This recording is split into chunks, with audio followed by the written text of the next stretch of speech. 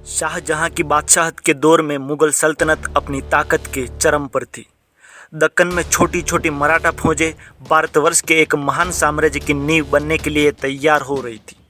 मराठा नाम का योद्धा वर्ग अभी गर्भ में था। नक्षत्र 19 फरवरी 1630 को अनुकूल हुए और शाहजी राजे के अधिकार वाले शिवनेरी दुर्ग में एक विशिष्ट बालक ने जन्म लिया, जिसका नाम देवी शिवई के प्रभाव से शिवाजी रखा गया। मात्र 16 वर्ष की किशोरावस्था में उन्होंने आदिल शाह के अधिकार वाले तोरण के किले पर कब्जा कर लिया। शाह के क्रोधित होने पर शिवाजी ने संदेश भेजा कि शाह को पहले से दुगना लगान भेजा जाएगा। शाह ने प्रस्ताव स्वीकार कर लिया। शिवाजी महाराज कोई राज करने नहीं आए थे, वे आने वाली पीढ़ियों के लिए स्वराज की सोच करने आए थे। यह लड़ाई शतकों तक चलने वाली थी, क्योंकि शतकों पहले पृथ्वीराज चौहान की मृत्यु के बाद स्वराज की लौ बुझ चुकी थी। भारतीयों के सीने की आग से जो मशाल ददक रही थी, उसे अब शिवाजी राजे ने थामा। तोरण पर अधिकार ने उन्हें रायगढ़ और फतेहगढ़ पर हमला करने के लिए उत्साहित किया। शिवाजी महाराज के हमलों से आहत आदिल शाह ने अफजल खान को 20,000 सैनिकों के साथ शिवाजी राजे को खत्म करने भेजा। अपने राज्य की पहाड़ियों का एक एक पत्थर पहचानने वाले शिवाजी महाराज ने अफजल खान की सेना को पहाड़ों में उलझा दिया।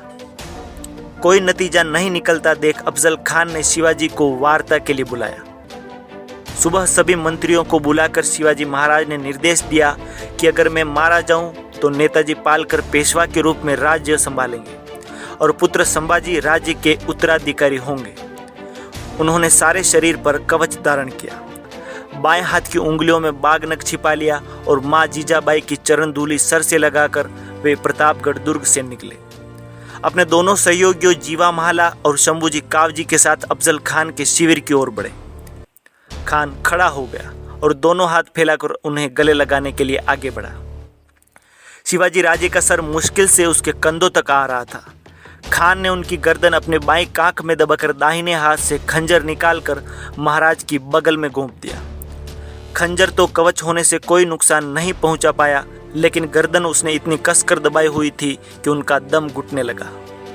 लेकिन देखते ही देखते खान बकरे की तरह जोर से चीख उठा। शिवाजी राजे ने बाएं हाथ के बागनगे से खान का पेट चीरकर आते बाहर खींच ली। यह देखकर सैयद बंदा ने तलवार से शिवाजी राजे पर प्रहार करना चाहा, लेकिन तभी जीवा महला ने आगे बढ़कर उसका उठा हुआ हाथ ही काट डाला। वह संभल पाए इसके पहले ही जीवा के दूसरे वार से उसका सर भुट्टे की तरह कटकर जमीन पर जा गिरा। जीवा महला ने तत्क्षण शंख फूंक दिया। आसपास की पहाड़ियों में छुपे हजारों मावले वीर दुश्मनों पर टूट पड़े। बीजापुर की सेना को मराठा सेना ने बुरी तरह रौंद दिया। अंत में 1662 में आदिल शाह ने संधि करते हुए शिवाजी महाराज को विजित प्रदेशों का स्वतंत्र शासक बना दिया। इस प्रकार पहली मराठा मुहर आदिल शाही पर लगी। इसके बाद शिवाजी महाराज ने मुगल प्रदेशों पर आक्रमण शुरू कर दिए। औरंगजेब ने अब शिवाजी को ठिकाने लगाने अपने सबसे खतरनाक सेनापति मिर्जा राजा जय सिंह को भेजा। आमेर नरेश जय सिंह उस समय पूरे भारतवर्ष का सबसे बुद्धिमान रणनीतिकार था। उसने मराठाओं को अंदर से तोड़ना शुरू किया। शिवाजी के राज्य में उनके विरोधी जागीरदारों को गुपचुप तरीके से अपने साथ मिलाया, मित्रता करके, लालच देकर या धमका कर, अर्थात साम दाम दंड भेद। उसने पुरंदर के आसपास के सभी किलों को जीता, क्योंकि पुरंदर उस समय मराठों की शक्ति का केंद्र था। अंत में वज्रगढ़ पुरंदर के किले के सबसे नजदीक था। उसके बाद जय सिंह ने अपने गुप्तचरों को पुरंदर के किले के आसपास के ठिकानों और गुप्त रास्तों का पता लगाने के लिए भेजा। इस तरह जय सिंह एक बहुत ही सोची समझी और आक्रामक रणनीति के साथ शिवाजी से 3 गुनी सेना लेकर पुरंदर के किले की ओर निकल पड़ा। जय सिंह और शिवाजी के बीच भयंकर युद्ध हुआ। मुरारबाजी देशपांडे ने इस युद्ध में अद्भुत पराक्रम दिखाया। उन्होंने रात में मुगलों के कब्जे वाले वज्रगढ़ पर सैनिकों की टुकड़ी भेजकर उनकी तोपों को खराब कर दिया।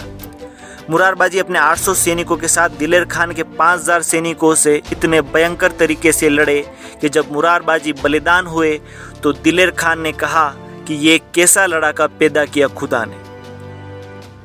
जंगलों में शिवाजी की छापामार युद्ध शैली जय सिंह की विशाल सेना को हराने में नाकाम रही।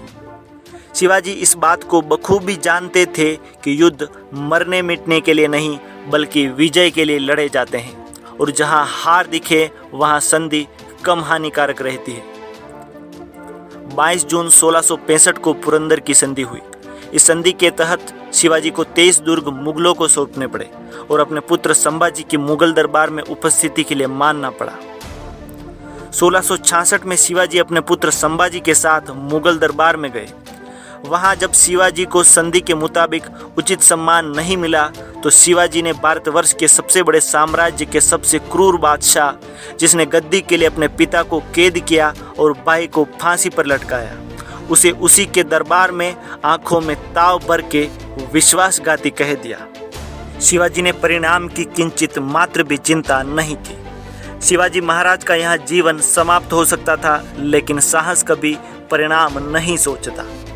शिवाजी और उनके पुत्र को जयपुर भवन में नजरबंद कर दिया गया, जहां उनको खत्म करने की योजना थी, किंतु शिवाजी और उनके पुत्र फलों की टोकरियों में छिपकर वहां से बच निकले।